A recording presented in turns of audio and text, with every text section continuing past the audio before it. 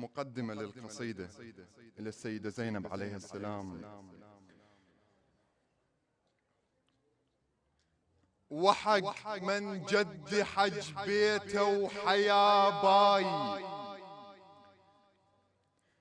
وحق من جد حج بيته وحجه أبي وحيا باي، الدين يموت رادوا بس حيا باي، أموت ولا شخص يلمس حيابي، على هالنهج ربتني الزكية. سلام الله عليك. هذه تربية الزهرة على الحجاب، والدروس بهاي من زينب كثر. هي مو بس مسألة قطعة قماش، الغاية منها أنها تغطي الشعر.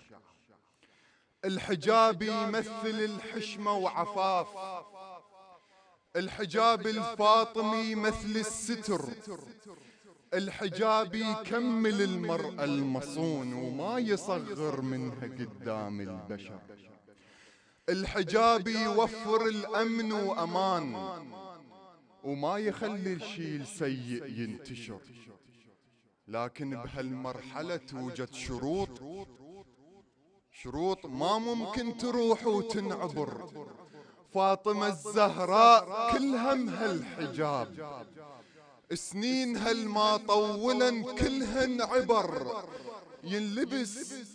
ينلبس عن معرفة كون الحجاب، وبعد لازم ينعرف عظم القدر. بلا علم يصير بس قطعة قماش وما يطول لون يلبس عن جبر.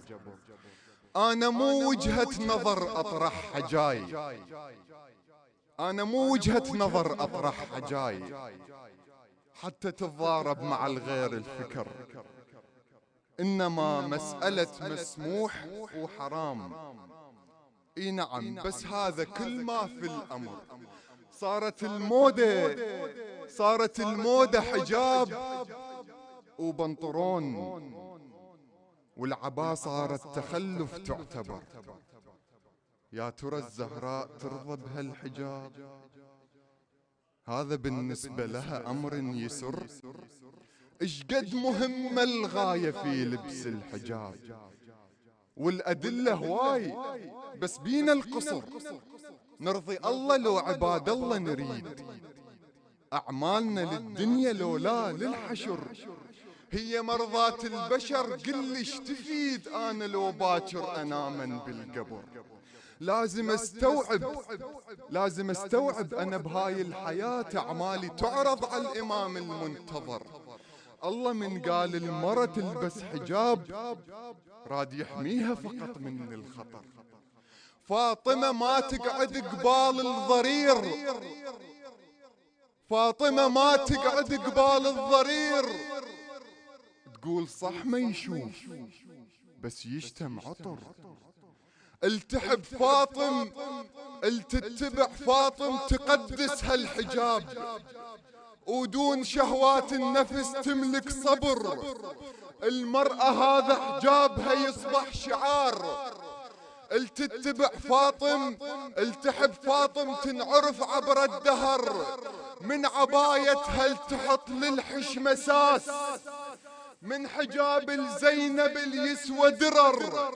من قلب توجد مخافة الله بيه، وعلى الأمر الزين دوما يستقر.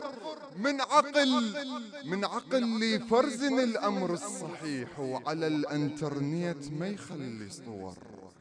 هذا شرع الله، هذا شرع الله بلا أخذ وعطاء، وهذا منهج بيت رسول الله الطهر. مهم جدا هو للزهرة الحجاب.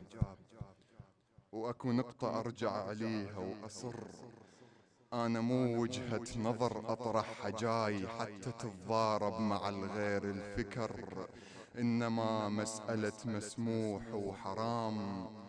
الشاهد الله هذا كل ما في الأمر. صلى على محمد.